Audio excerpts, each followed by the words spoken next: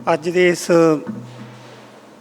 ਦੋ ਰੋਜ਼ਾ ਰਾਸ਼ਟਰੀ ਸੈਮੀਨਾਰ ਨੂੰ ਸ਼ੁਰੂ ਕਰਨ ਤੋਂ ਪਹਿਲਾਂ ਅਸੀਂ ਗੁਰੂ ਗੋਬਿੰਦ ਸਿੰਘ ਚੇਅਰ ਅਤੇ Guru Gobind Singh department of religious study ਵੱਲੋਂ ਅੱਜ ਦੇ ਇਸ ਉਦਘਾਟਨੀ ਭਾਸ਼ਣ ਦੇ ਵਿੱਚ ਪਹੁੰਚੇ ਡਾਕਟਰ ਜਸਵੀਰ ਸਿੰਘ ਸਾਬਰ ਜੀ, ਜਿਨ੍ਹਾਂ ਦੇ ਬਾਰੇ ਜੇਕਰ ਮੈਂ ਬੋਲਣ ਲੱਗਾ ਤਾਂ ਘੰਟੇ ਤੋਂ ਵੱਧ ਵੀ ਸਮਾਂ ਲੱਗ ਸਕਦਾ। ਡਾਕਟਰ ਜਸਵੀਰ ਸਿੰਘ ਸਾਬਰ ਉਦੋਂ ਤੋਂ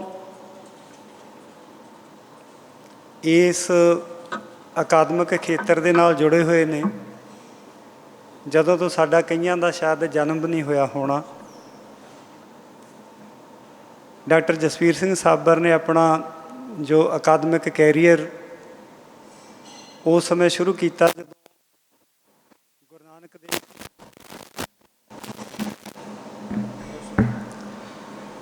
ਗੁਰੂ ਨਾਨਕ ਦੇਵ ਯੂਨੀਵਰਸਿਟੀ ਦੇ ਵਿੱਚ department of Guru Nanak study ਸ਼ੁਰੂ ਹੋਇਆ ਸੀ। ਪ੍ਰੋਫੈਸਰ ਪ੍ਰੀਤਮ ਸਿੰਘ ਜਿਨ੍ਹਾਂ ਨੇ ਸਿੱਖ ਸਟੱਡੀ ਦੇ ਵਿੱਚ ਮੁੱਢਲਾ ਕੰਮ ਕੀਤਾ, ਉਹਨਾਂ ਦੇ ਸੰਗ ਰਹਿ ਕੇ ਪ੍ਰੋਫੈਸਰ ਸਾਹਿਬ ਨੇ ਕੰਮ ਕੀਤਾ। ਅਤੇ ਦੂਸਰੀ ਡਾਕਟਰ ਸਾਹਿਬ ਦੀ ਪਰਸਨੈਲਿਟੀ ਦਾ ਇੱਕ ਪੱਖ ਹੋਰ ਹੈ ਕਿ ਆਪ ਜੀ ਗੁਰਮਤਿ ਸਿਧਾਂਤਾਂ ਦੇ ਨਾਲ ਬਹੁਤ ਨੇੜੇ ਜੁੜੇ ਹੋਏ ਨੇ। ਗੁਰਬਾਣੀ ਕੀਰਤਨ ਔਰ ਗੁਰਬਾਣੀ ਕੀਰਤਨ ਦੇ ਬਾਰੇ ਖੋਜ ਔਰ ਸੰਤਾਂ ਮਹਾਂਪੁਰਸ਼ਾਂ ਦੇ ਨਾਲ ਡਾਕਟਰ ਸਾਹਿਬ ਦੇ ਸੰਬੰਧ, ਜੇ ਮੈਂ ਗੱਲ ਕਰਾਂ ਕਿ ਰਿਲੀਜੀਅਸ ਸਟੱਡੀ ਦੇ ਵਿੱਚ ਇਕੱਲੀ ਅਕਾਦਮਿਕ ਕਾਰਜ ਕਰਨ ਤੋਂ ਇਲਾਵਾ ਜੇਕਰ ਸਾਡਾ ਜੀਵਨ ਧਾਰਮਿਕ ਨਹੀਂ ਤਾਂ ਸ਼ਾਇਦ ਉਹ ਸੁਮੇਲ ਚੰਗਾ ਨਹੀਂ ਬਣਦਾ। ਡਾਕਟਰ ਸਾਬਰ ਜਿੱਥੇ ਇਹਨਾਂ ਦਾ ਅਕੈਡਮਿਕਸ ਦੇ ਵਿੱਚ ਨਾਂ ਹੈ, ਉੱਥੇ ਇੱਕ ਚੰਗੇ ਧਾਰਮਿਕ ਜੀਵਨ ਜਿਉਣ ਵਾਲੇ ਵਿਅਕਤੀ ਨੇ। ਸੋ ਡਾਕਟਰ ਸਾਹਿਬ ਨੇ ਸਾਡੀ ਬੇਨਤੀ ਪ੍ਰਵਾਨ ਕੀਤੀ, ਇੱਥੇ ਪਹੁੰਚੇ। ਡਾਕਟਰ ਸਾਹਿਬ ਤੁਹਾਡਾ ਇੱਥੇ ਪਹੁੰਚਣ 'ਤੇ ਸਵਾਗਤ ਹੈ। ਸਾਡੇ ਡੀਨ ਡਾਕਟਰ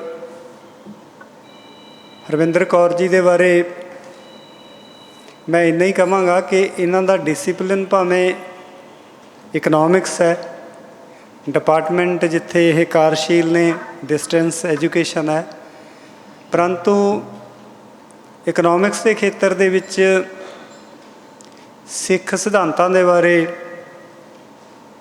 ਜਾਂ ਸਿੱਖ ਇਕਨੋਮਿਕ ਵੈਲਿਊਜ਼ ਦੇ ਬਾਰੇ H.K. ਮਨਮੋਹਨ ਸਿੰਘ ਨੇ ਸਿੱਖ ਐਂਡ ਇਕੋਨਮੀ ਦੇ ਪੇਪਰ ਲਿਖਿਆ। ਜ਼ਿਆਦਾਤਰ ਇਕਨੋਮਿਕਸ ਦੇ ਵਿਦਵਾਨ ਸਿੱਖੀ ਅਤੇ ਸਿੱਖ ਇਕਨੋਮਿਕਸ 'ਚ ਕੰਮ ਤਾਂ ਕੀ ਕਰਨਾ ਹੈ, ਸਿੱਖ ਨਾਂ ਲੈਣ ਤੋਂ ਵੀ ਘਬਰਾਉਂਦੇ ਨੇ। ਡਾਕਟਰ ਹਰਵਿੰਦਰ ਕੌਰ ਅਜਿਹੇ ਅਰਥ ਸ਼ਾਸਤਰੀ ਨੇ ਜਿਹੜੇ ਗੁਰੂ ਸਾਹਿਬਾਨ ਦੀਆਂ ਜਿਹੜੀਆਂ ਇਕਨੋਮਿਕ ਵੈਲਿਊਜ਼ ਦੇ ਬਾਰੇ ਸਮੇਂ-ਸਮੇਂ ਸਿਰ ਕੰਮ ਕਰਦੇ ਰਹਿੰਦੇ ਨੇ ਅਤੇ ਇਹਨਾਂ ਦੇ ਮੈਂ ਕਈ ਖੋਜ ਪੱਤਰ ਸੁਣੇ ਨੇ। ਸੋ ਮੈਡਮ ਨੂੰ ਬੇਨਤੀ ਕੀਤੀ, ਅੱਜ ਇਹਨਾਂ ਦਾ ਵੀ ਬੜਾ ਬਿਜੀ ਸ਼ਡਿਊਲ ਹੈ, ਫਿਰ ਵੀ ਸਾਡੇ ਵਿੱਚ ਪਹੁੰਚੇ। ਸੋ ਮੈਡਮ ਹਰਵਿੰਦਰ ਕੌਰ ਜੀ ਦਾ, ਡੀਨ ਸੋਸ਼ਲ ਸਾਇੰਸ ਜੀ ਦਾ ਇੱਥੇ ਪਹੁੰਚਣ 'ਤੇ ਅਸੀਂ ਸਵਾਗਤ ਕਰਦੇ ਹਾਂ। ਡਾਕਟਰ ਹਬੀਬ ਜੀ ਦਾ ਸਾਡੇ ਆਪਣੇ ਨੇ, ਔਰ ਪ੍ਰੋਫੈਸਰ ਸੁਖਦਿਆਲ ਸਿੰਘ ਜੀ ਜਿਹੜੇ ਹਮੇਸ਼ਾ ਸਾਨੂੰ ਇਹ ਕਹਿੰਦੇ ਹੈ, ਮੇਰਾ ਨਾਂ ਲੈ ਕੇ, ਕਿ ਇਹਨਾਂ ਦਾ ਇੱਕ ਸ਼ਬਦ ਹੀ ਮੈਂ ਬੋਲਾਂਗਾ, ਜ਼ਿਆਦਾ ਨਹੀਂ। ਹਿਸਟਰੀ ਦੇ ਵਿੱਚ ਡਾਕਟਰ ਸਾਹਿਬ ਦਾ ਬਹੁਤ ਵੱਡਾ ਨਾਂ ਹੈ ਅਤੇ ਮੈਨੂੰ ਅਕਸਰ ਕਹਿੰਦਾ ਕਿ ਮੈਂ ਤਾਂ ਭਾਈ ਘਰ ਦੀ ਮੁਰਗੀ ਹਾਂ, ਮੈਨੂੰ ਜਿੱਥੇ ਮਰਜ਼ੀ ਤੁਸੀਂ ਵਰਤ ਲਓ। ਔਰ ਸਾਡੇ ਛੋਟੇ ਜਿਹੇ ਸੱਦੇ 'ਤੇ ਪ੍ਰੋਫੈਸਰ ਸਾਹਿਬ ਆਪਣਾ ਅੱਜ ਕੱਲ੍ਹ ਸਿੱਖ ਹਿਸਟਰੀ ਦਾ ਮਲਟੀ ਵੋਲੀਅਮ ਕਾਰਜ ਕਰ ਰਹੇ ਨੇ। ਆਫਟਰ ਰਿਟਾਇਰਮੈਂਟ ਜ਼ਿਆਦਾਤਰ ਲੋਕ ਕੰਮ ਛੱਡ ਦਿੰਦੇ ਨੇ ਅਤੇ ਪ੍ਰੋਫੈਸਰ ਸਾਹਿਬ ਨਿੱਠ ਕੇ ਕੰਮ ਕਰ ਰਹੇ ਨੇ, ਫਿਰ ਵੀ ਆਪਣੇ ਕੰਮ 'ਚੋਂ ਸਮਾਂ ਕੱਢਣਾ ਬਹੁਤ ਔਖਾ ਹੈ। ਸੋ ਡਾਕਟਰ ਸਾਹਿਬ ਸਾਡੇ ਵਿੱਚ ਆਏ। ਵੱਖ-ਵੱਖ ਡਿਪਾਰਟਮੈਂਟ ਦੇ ਰਿਸਰਚ ਸਕਾਲਰ, ਅਧਿਆਪਕ ਸਾਹਿਬਾਨ, ਸਾਡੇ ਆਪਣੇ ਡਿਪਾਰਟਮੈਂਟ ਦੇ ਟੀਚਰ, ਜਿਨ੍ਹਾਂ ਨੂੰ ਅਸੀਂ ਕੋਈ ਵੀ ਡਿਊਟੀ ਦਿੰਦੇ ਹਾਂ ਤਾਂ ਉਹ ਹਰ ਡਿਊਟੀ ਪੂਰੀ ਤਨਦੇਹੀ ਦੇ ਨਾਲ ਨਿਭਾਉਂਦੇ ਹੈ। Doctor Jaspreet Kaur Sandhu, professor encyclopaedia of ਸਿੱਖਿਜ਼ਮ, ਉਹ ਵੀ ਪਹੁੰਚ ਰਹੇ ਨੇ। ਸੋ ਇੱਕ ਵਾਰ ਤੁਹਾਡਾ ਸਾਰਿਆਂ ਦਾ ਇੱਥੇ ਪਹੁੰਚਣ 'ਤੇ ਸਵਾਗਤ ਹੈ। ਮੈਂ ਬਹੁਤ ਹੀ ਬਰੀਫ ਦੇ ਵਿੱਚ ਅੱਜ ਦੇ ਇਸ ਸੈਮੀਨਾਰ ਦੇ ਵਿਸ਼ੇ ਦੇ ਬਾਰੇ ਗੱਲ ਕਰਾਂਗਾ। ਸਭ ਤੋਂ ਪਹਿਲਾਂ ਜੇ ਆਪਾਂ ਗੱਲ ਕਰੀਏ ਕਿ ਇਹ ਵਿਸ਼ਾ ਕਿਉਂ ਰੱਖਿਆ ਗਿਆ, ਕਿ ਸੈਮੀਨਾਰ ਦਾ ਵਿਸ਼ਾ ਹੈ ਕਿ ਗੁਰੂ ਗੋਬਿੰਦ ਸਿੰਘ ਜੀਵਨ ਅਤੇ ਯੋਗਦਾਨ ਸੰਤ ਸਿਪਾਹੀ ਦੇ ਵਿਸ਼ੇਸ਼ ਸੰਦਰਭ ਦੇ ਵਿੱਚ। ਜਿਵੇਂ ਅਸੀਂ ਜਾਣਦੇ ਹਾਂ ਕਿ ਗੁਰੂ ਗੋਬਿੰਦ ਸਿੰਘ ਮਹਾਰਾਜ ਗੁਰੂ ਨਾਨਕ ਜੋਤ ਦੇ 10ਵੇਂ ਰੂਪ ਹੋਏ ਹਨ। ਗੁਰੂ ਗੋਬਿੰਦ ਸਿੰਘ ਜੀ ਨੇ ਮੁਰਦਾ ਰੂਹਾਂ ਵਿੱਚ ਜਾਨ ਪਾਈ, ਚਿੜੀਆਂ ਨੂੰ ਬਾਜਾਂ ਨਾਲ ਲੜਨਾ ਸਿਖਾਇਆ, ਗਿੱਦੜਾਂ ਨੂੰ ਸ਼ੇਰ ਬਣਾਇਆ, 1.25 ਲੱਖ ਨਾਲ ਇੱਕ ਲੜਾਇਆ। ਉਸ ਮਰਦ ਅਗੰਬੜੇ ਮਹਾਰਾਜ ਗੁਰੂ ਗੋਬਿੰਦ ਸਿੰਘ ਜੀ ਨੂੰ ਅਸੀਂ ਅਨੇਕਾਂ ਨਾਵਾਂ ਨਾਲ ਯਾਦ ਕਰਦੇ ਹਾਂ। ਦਸ਼ਮੇਸ਼ ਪਿਤਾ, ਪੰਥ ਦੇ ਬਾਲੀ, ਨੀਲੇ ਵਾਲੇ, ਬਾਜਾਂ ਵਾਲੇ, ਕਲਗੀਆਂ ਵਾਲੇ, ਪੁੱਤਰਾਂ ਦੇ ਦਾਨੀ, ਸਰਵੰਸ ਦਾਨੀ, ਖਾਲਸੇ ਦੇ ਸਿਰਜਕ, ਸੰਤ ਸਿਪਾਹੀ ਆਦਿ। ਫਿਰ ਵੀ ਸਿੱਖ ਸਿਮਰਤੀ ਵਿੱਚ ਉਹਨਾਂ ਦੇ ਜੀਵਨ ਅਤੇ ਯੋਗਦਾਨ ਨੂੰ ਸਮਝਣ ਲਈ ਸਾਡੀ ਜਿਹੜੀ ਸਿਮਰਤੀ ਹੈ ਉਹ ਸੀਮਤ ਰਹਿ ਜਾਂਦੀ ਹੈ। ਅਕਾਦਮਿਕ ਖੇਤਰ ਦੇ ਵਿੱਚ ਗੁਰੂ ਗੋਬਿੰਦ ਸਿੰਘ ਜੀ ਦੇ ਜੀਵਨ ਅਤੇ ਯੋਗਦਾਨ ਨਾਲ ਸੰਬੰਧਿਤ ਸੈਂਕੜੇ ਕਿਤਾਬਾਂ, ਖੋਜ ਨਿਬੰਧ, ਖੋਜ ਪੱਤਰ ਪ੍ਰਕਾਸ਼ਿਤ ਹੋ ਚੁੱਕੇ ਹਨ। ਪਰੰਤੂ ਇਹ ਯਤਨ ਵੀ ਗੁਰੂ ਗੋਬਿੰਦ ਸਿੰਘ ਜੀ ਦੀ ਸ਼ਖਸੀਅਤ ਅਤੇ ਉਹਨਾਂ ਦੇ ਯੋਗਦਾਨ ਨੂੰ ਸਮਝਣ ਲਈ ਨਾ ਕਾਫੀ ਹਨ। ਸਮਾਜਿਕ ਵਿਗਿਆਨਾਂ ਅਤੇ ਸਾਹਿਤ ਅਧਿਐਨ ਦੇ ਸਿਧਾਂਤ ਮਨੁੱਖੀ ਜੀਵਨ ਨਾਲ ਜੁੜੇ ਸਧਾਰਨ ਤੱਥਾਂ ਦੇ ਅਧਿਐਨ ਤੱਕ ਅੰਤਰਮੁਖਤਾ ਦਾ ਸ਼ਿਕਾਰ ਹੋ ਜਾਂਦੇ ਹਨ। ਗੁਰੂ ਗੋਬਿੰਦ ਸਿੰਘ ਜੀ ਵਰਗੇ ਮਹਾਨਾਇਕ ਦੇ ਜੀਵਨ ਅਤੇ ਯੋਗਦਾਨ ਨੂੰ ਕੇਵਲ ਕੋਗਨੇਟਿਵ ਭਾਵ ਗਿਆਨਮਈ ਵਿਧੀਆਂ ਨਾਲ ਸਮਝਣਾ ਮੁਸ਼ਕਲ ਹੈ। ਦੂਸਰਾ, ਅਜੋਕੇ ਅਧਿਐਨ ਵਿੱਚ ਇਹ ਤੱਥ ਸਾਹਮਣੇ ਆਇਆ ਕਿ ਕੋਈ ਵੀ ਲਿਖਤ ਜਾਂ ਇਤਿਹਾਸ ਪੂਰਨ ਜਾਂ ਅੰਤਮ ਨਹੀਂ ਹੁੰਦਾ। ਨਵੇਂ ਤੱਥ ਦੀ ਖੋਜ ਅਤੇ ਵਿਆਖਿਆ ਹਰ ਸਮੇਂ ਦੀ ਲੋੜ ਹੁੰਦੀ ਹੈ। ਤੀਸਰਾ ਪੱਖ ਇਹ ਕਿ ਗੁਰੂ ਗੋਬਿੰਦ ਸਿੰਘ ਜੀ ਬਹੁਪੱਖੀ ਸ਼ਖਸੀਅਤ ਦੇ ਜੀਵਨ ਅਤੇ ਯੋਗਦਾਨ ਨੂੰ ਖੁੱਲ੍ਹੇ ਜਾਂ ਆਮ ਵਿਸ਼ੇ ਦੇ ਨਾਲ ਨਹੀਂ ਸਮਝਿਆ ਜਾ ਸਕਦਾ। ਜਦੋਂ ਵੀ ਅਸੀਂ ਇੱਕ ਓਪਨ ਵਿਸ਼ਾ ਰੱਖ ਲੈਂਦੇ ਹਾਂ ਕਿ ਗੁਰੂ ਗੋਬਿੰਦ ਸਿੰਘ ਜੀ ਜੀਵਨ ਅਤੇ ਯੋਗਦਾਨ, ਤਾਂ ਸ਼ਾਇਦ ਜਿਹੜਾ ਖੋਜੀ ਹੈ ਉਹ ਜ਼ਿਆਦਾ ਆਪਣੀ ਜਿਹੜੀ ਖੁੱਲ੍ਹਾ ਮੰਨ ਸਕਦਾ। ਪਰੰਤੂ ਅਸੀਂ ਇਹ ਯਤਨ ਕਰਾਂਗੇ ਕਿ ਗੁਰੂ ਗੋਬਿੰਦ ਸਿੰਘ ਮਹਾਰਾਜ ਨੂੰ ਸੰਤ ਸਿਪਾਹੀ ਦੇ ਸੰਦਰਭ ਦੇ ਵਿੱਚ ਸਮਝਿਆ ਜਾਵੇ। ਸੰਤ ਸਿਪਾਹੀ ਦਾ ਜਦੋਂ ਅਸੀਂ ਜ਼ਿਕਰ ਕਰਾਂਗੇ ਤਾਂ ਦੁਨੀਆ ਦੇ ਵਿੱਚ ਜਿਹੜਾ ਵਾਰ ਐਂਡ ਪੀਸ ਦੀ ਇੱਕ ਡਿਸਕਸ਼ਨ ਚੱਲਦੀ ਹੈ, ਵਾਇਲੈਂਸ ਦਾ ਇੱਕ ਮਸਲਾ ਹੈ। ਮੈਂ ਇਹ ਗੱਲ ਤੁਹਾਡੇ ਨਾਲ ਸਾਂਝੀ ਇਸ ਕਰਕੇ ਕਰ ਰਿਹਾ, ਮੈਂ ਇਹ ਨਹੀਂ ਕਿ ਮੈਂ ਆਪਣੇ ਕੰਮ ਦੀ ਗੱਲ ਕਰਦਾ ਕਿ 2 ਅਸੀਂ PhD ਦੇ ਥੀਸਿਸ ਕੀਤੇ। ਇੱਕ ਥੀਸਿਸ ਵਰਲਡ ਪੀਸ 'ਤੇ ਸੀ, ਇੱਕ ਇਨਰ ਪੀਸ ਨਾਲ ਸੰਬੰਧਿਤ। ਖੁਦ ਮੈਂ ਆਪਣਾ ਇੱਕ ਪ੍ਰੋਜੈਕਟ ਕੀਤਾ ਜਿੱਥੇ ਜਿਹੜੀ ਮੁੱਖ ਸਮੱਸਿਆ ਸਾਡੇ ਸਾਹਮਣੇ ਆਈ ਕਿ ਆਮ ਤੌਰ 'ਤੇ ਜਦੋਂ ਅਸੀਂ ਸਿੱਖ ਲਹਿਰ ਕਹਿ ਲਓ, ਸਿੱਖ ਧਰਮ ਜਾਂ ਸਿੱਖ ਪੰਥ, ਜਦੋਂ ਅਸੀਂ ਵਾਇਲੈਂਸ ਦੇ ਕੰਟੈਕਸਟ ਦੇ ਵਿੱਚ ਡਿਸਕਸ ਕਰਦੇ ਹਾਂ ਤਾਂ ਕਈ ਵਾਰੀ ਇੱਦਾਂ ਦਾ ਖਿਆਲ ਆਉਂਦਾ ਵੀ ਜਿਵੇਂ ਇੱਕ ਕਾਊਂਟਰ ਵਾਇਲੈਂਸ ਦਾ ਥੀਸਿਸ ਅਸੀਂ ਬਿਲਡ ਕਰ ਰਹੇ ਹੋਈਏ।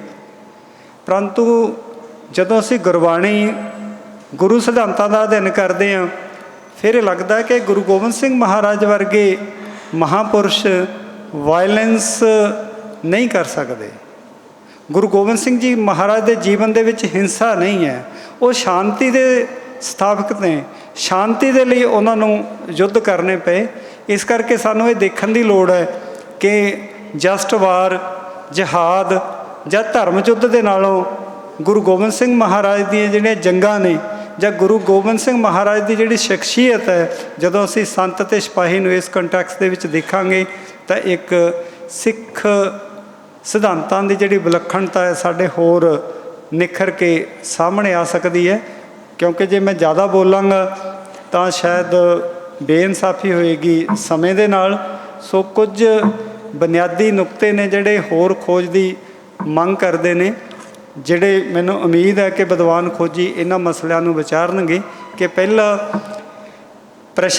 ਖੋਜ ਪ੍ਰਸ਼ਨ ਅਸੀਂ ਹਾਈਲਾਈਟ ਕਰਨ ਦਾ ਯਤਨ ਕਰਾਂਗੇ ਕਿ ਕੀ ਗੁਰੂ ਗੋਬਿੰਦ ਸਿੰਘ ਜੀ ਲੜਾਕੇ ਸਨ ਜਾਂ ਸ਼ਾਂਤੀ ਦੇ ਸਥਾਪਕ। ਦੂਸਰਾ ਕੁਐਸਚਨ ਸਾਡੇ ਲਈ ਇਹ ਹੋ ਸਕਦਾ ਕਿ ਸੰਤ ਅਤੇ ਸਿਪਾਹੀ ਦਾ ਸੰਗਮ ਕਿਵੇਂ ਹੋ ਸਕਦਾ ਹੈ ਅਤੇ ਗੁਰੂ ਗੋਬਿੰਦ ਸਿੰਘ ਮਹਾਰਾਜ ਦਾ ਜੀਵਨ ਅਤੇ ਯੋਗਦਾਨ ਸਾਨੂੰ ਕੀ ਦ੍ਰਿਸ਼ਟੀਆਂ ਦਿੰਦਾ। ਬ੍ਰਹਮ ਦਾ ਗਿਆਨ ਮਨੁੱਖ ਨੂੰ ਨਿਰਵੈਰ ਬਣਾਉਂਦਾ ਹੈ। ਜੋ ਕਬੀਰ ਜੀ ਦਾ ਜਿਹੜਾ ਸ਼ਬਦ ਹੈ, ਮੈਂ ਇੱਥੇ ਗੱਲ ਫੇਰ ਦੁਬਾਰਾ ਦੱਸਾਂਗਾ। ਡਾਕਟਰ ਬਲਕਾਰ ਸਿੰਘ ਜੀ ਬੈਠੇ ਨੇ, ਡਾਕਟਰ ਪਰਮਵੀਰ ਸਿੰਘ, ਡਾਕਟਰ ਹਬੀਬ, ਅਸੀਂ ਸਾਰੇ ਲੋਕਾਂ ਨੇ ਇੱਕ ਓਰੀਐਂਟੇਸ਼ਨ ਕੋਰਸ ਲਗਾਇਆ ਸੀ। ਪੰਜਾਬ ਯੂਨੀਵਰਸਿਟੀ ਦੇ ਬਹੁਤ ਸੀਨੀਅਰ ਪ੍ਰੋਫੈਸਰ ਨੇ ਉਸ ਕੋਰਸ ਦੇ ਵਿੱਚ ਕਬੀਰ ਜੀ ਦਾ ਇੱਕ ਸ਼ਬਦ ਪੜ੍ਹਿਆ, ਸੂਰਾ ਸੋ ਪਹਿਚਾਨਿਆ ਜੋ ਲਰੇ ਦੀਨ ਕੇ ਹੇਤ, ਪੁਰਜਾ ਪੁਰਜਾ ਕੱਟ ਮਰੇ ਕਭੋ ਨਾ ਛਾਡੇ ਖੇਤ। ਅਤੇ ਉਹ ਕਹਿੰਦੇ ਵੀ ਇਹ ਗੁਰੂ ਗੋਬਿੰਦ ਸਿੰਘ ਜੀ ਮਹਾਰਾਜ ਨੇ ਕਿਹਾ। ਅਤੇ ਅਸੀਂ ਜਦੋਂ ਉਸ ਵਿਦਵਾਨ ਪ੍ਰੋਫੈਸਰ ਨੂੰ ਕੁਐਸਚਨ ਕੀਤਾ ਕਿ ਸਰ ਜੀ ਇਹ ਗੁਰੂ ਗੋਬਿੰਦ ਸਿੰਘ ਮਹਾਰਾਜ ਦਾ ਨਹੀਂ ਹੈ, ਇਹ ਕਬੀਰ ਜੀ ਦਾ। ਅਤੇ ਪ੍ਰੋਫੈਸਰ ਸਾਹਿਬ ਮੰਨਣ 'ਚ ਹੀ ਨਾ ਆਉਣ, ਉਲਟਾ ਸਾਡੀ ਸ਼ਿਕਾਇਤ ਕਰ ਦਿੱਤੀ ਵੀ ਤੁਸੀਂ ਜਿਹੜੇ ਇੱਥੇ ਟ੍ਰੇਨੀ ਬੰਦੇ ਬੁਲਾਏ ਨੇ ਇਹ ਬੜੇ ਖਰੂਦੀ ਕਿਸਮ ਦੇ ਬੰਦੇ ਨੇ, ਇਹ ਤਾਂ ਸੀਨੀਅਰ ਪ੍ਰੋਫੈਸਰ ਦੀ ਗੱਲ ਵੀ ਨਹੀਂ ਮੰਨਦੇ। ਅਤੇ ਬਾਅਦ ਦੇ ਵਿੱਚ ਅਸੀਂ ਕਿਹਾ ਵੀ ਸਾਨੂੰ ਤੱਥ ਦਿਓ। ਸੋ ਜਿਹੜਾ ਇੱਕ ਇਸ ਕਿਸਮ ਦਾ ਆਪਾਂ ਕਬੀਰ ਜੀ ਦੀ ਬਾਣੀ ਦੇ ਵਿੱਚੋਂ ਅਤੇ ਗੁਰੂ ਗੋਬਿੰਦ ਸਿੰਘ ਮਹਾਰਾਜ ਦੀ ਸ਼ਖਸੀਅਤ ਦੇ ਨਾਲ, ਉਹਨਾਂ ਦੀ ਪ੍ਰੈਕਟਿਸ ਦੇ ਨਾਲ ਮਤਲਬ ਸਿਧਾਂਤ ਕੀ ਬਣਦਾ ਸੀ, ਉਸ ਸਿਧਾਂਤਕੀ ਦੀ ਗੱਲ ਕਰਾਂਗੇ, ਜਿਹਦੇ ਬਾਰੇ ਡਾਕਟਰ ਬਲਕਾਰ ਸਿੰਘ ਜੀ ਹਮੇਸ਼ਾ ਸਾਨੂੰ ਪ੍ਰੇਰਿਤ ਕਰਦੇ ਰਹਿੰਦੇ ਆ ਕਿ ਤੁਸੀਂ ਇੱਦਾਂ ਦੀ ਕੋਈ ਖੋਜ ਕਰੋ। ਸੋ ਇਸ ਕੰਟੈਕਸ ਦੇ ਵਿੱਚ ਜਿਹੜੀ ਜੀਵਨ ਮੁਕਤ ਅਵਸਥਾ ਜਾਂ ਸੱਚਖੰਡ ਦੇ ਵਿੱਚ ਜਿੱਥੇ ਜਾਂ ਗੁਰੂ ਤੇਗ ਬਹਾਦਰ ਸਾਹਿਬ ਦਾ ਇੱਕ ਸ਼ਲੋਕ ਡਾਕਟਰ ਸਾਬਰ ਜੀ ਨੇ ਪਿੱਛੇ ਜਦੋਂ ਅਸੀਂ 2 ਕੁ ਦਿਨ ਹੋ ਗਏ ਇੱਕ ਸੈਮੀਨਾਰ ਸੀ ਗੁਰੂ ਨਾਨਕ ਦੇਵ ਯੂਨੀਵਰਸਿਟੀ ਦੇ ਵਿੱਚ, ਉਹਨਾਂ ਨੇ ਸਿੱਖ ਮਾਡਲ ਦੇ ਕੰਟੈਕਸ ਦੇ ਵਿੱਚ ਇਹ ਗੱਲ ਕਹੀ ਸੀ ਕਿ ਭੈ ਕਾਹੋਂ ਕੋ ਦੇਤਨ ਹੈ ਨਹਿ ਭੈ ਮਾਨਤਾਨ। ਇਹ ਜਿਹੜੀ ਮਤਲਬ ਗੁਰਮਤਿ ਦਾ ਜਿਹੜਾ ਮਾਡਲ ਹੈ ਗੁਰੂ ਮਹਾਰਾਜ ਦੇ ਜੀਵਨ ਦੇ ਵਿੱਚ ਕਿਸ ਤਰ੍ਹਾਂ ਆਉਂਦਾ। ਅਤੇ ਜਦੋਂ ਅਸੀਂ 10ਵੇਂ ਗ੍ਰੰਥ ਦੇ ਵਿੱਚ ਇੱਕ ਬਾਬੇ ਅਤੇ ਬਾਬਰਕੀ ਦੀ ਇੱਕ ਜਿਹੜੀ ਕੰਬੀਨੇਸ਼ਨ ਹੈ, ਉਹਦੇ ਨਾਲ ਗੁਰੂ ਗੋਬਿੰਦ ਸਿੰਘ ਕਿਸ ਤਰ੍ਹਾਂ ਆਪਣੇ ਜੀਵਨ ਦੇ ਵਿੱਚ ਸਾਨੂੰ ਸਦਾ ਜੂਝਣ ਦੇ ਲਈ ਪ੍ਰੇਰਿਤ ਕਰਦੇ ਨੇ। ਸੋ ਖਾਲਸਾ ਪਰਮਾਤਮਾ ਕੀ ਫੌਜ ਕਿਵੇਂ ਹੈ, ਇਹ ਕੁਝ ਪ੍ਰਸ਼ਨ ਜਿਹੜੇ ਖੋਜ ਦੀ ਮੰਗ ਕਰਦੇ ਨੇ। ਸੋ ਮੈਨੂੰ ਉਮੀਦ ਹੈ ਕਿ ਵਿਦਵਾਨ ਖੋਜੀ ਇਹਨਾਂ ਮਸਲਿਆਂ ਦੇ ਉੱਤੇ ਆਪਣੇ ਖੋਜ ਪੇਪਰ ਪ੍ਰਸਤੁਤ ਕਰਨਗੇ। ਅਤੇ ਹੁਣ ਮੈਂ ਬਿਨਾਂ ਕਿਸੇ ਦੇਰੀ ਤੋਂ ਬੇਨਤੀ ਕਰਾਂਗਾ, ਔਰ ਬੇਨਤੀ ਤੋਂ ਪਹਿਲਾਂ ਡਾਕਟਰ ਬਲਕਾਰ ਸਿੰਘ ਜੀ ਦਾ ਸਵਾਗਤ ਹੈ ਇੱਥੇ ਆਉਣ 'ਤੇ, ਡਾਕਟਰ ਪਰਮਵੀਰ ਸਿੰਘ ਜੀ ਦਾ, ਡਾਕਟਰ ਜਸਵੀਰ ਸਿੰਘ ਜੀ ਸਾਬਰ, ਜਿਨ੍ਹਾਂ ਦੇ ਬਾਰੇ ਮੈਂ ਪਹਿਲਾਂ ਜ਼ਿਕਰ ਕਰ ਚੁੱਕਿਆ ਕਿ ਉਹ ਆਪਣਾ ਅੱਜ ਦਾ ਮੁੱਖ ਸੁਰ ਭਾਸ਼ਣ ਜਾਂ ਜਿਸ ਨੂੰ ਅਸੀਂ ਕਹਿੰਦੇ ਹਾਂ ਕਿ ਕੀ ਨੋਟ ਐਡਰੈਸ, ਕੀ ਜਿੱਦਾਂ ਜਿੰਦੇ ਦੇ ਵਿੱਚ ਕੁੰਜੀ ਹੁੰਦੀ ਹੈ ਕਿ ਕੁੰਜੀ ਅਤੇ ਹਥੌੜੇ ਦੇ ਵਿੱਚ ਕਿਸੇ ਬੰਦੇ ਨੇ ਦੱਸਿਆ ਕਿ ਫਰਕ ਕੀ ਹੈ। ਹਥੌੜਾ ਜਿੰਦੇ ਨੂੰ ਤੋੜਦਾ ਹੈ, ਕੁੰਜੀ ਜਦੋਂ ਜਿੰਦੇ ਦੇ ਵਿੱਚ ਪੈਂਦੀ ਹੈ ਤਾਂ ਜਿੰਦਾ ਖੁੱਲ੍ਹਦਾ ਹੈ। ਕੁੰਜੀ ਹਾਲਾਂਕਿ ਬਹੁਤ ਹਥੌੜੇ ਦੇ ਮੁਕਾਬਲੇ ਛੋਟੀ ਹੈ। ਅਤੇ ਡਾਕਟਰ ਜਸਵੀਰ ਸਿੰਘ ਸਾਬਰ ਸਾਨੂੰ ਇੱਦਾਂ ਦੇ ਕੋਈ ਵਿਚਾਰ ਦੱਸਣਗੇ ਜਿਹਦੇ ਨਾਲ ਇਹ ਗੁੰਝਲਾਂ ਖੋਲ੍ਹੀਆਂ ਜਾ ਸਕਦੀਆਂ ਨੇ। ਇਸ ਕਰਕੇ ਅਸੀਂ ਇਹਨੂੰ ਕੀ ਨੋਟ ਐਡਰੈਸ ਕਹਿੰਦੇ ਹਾਂ।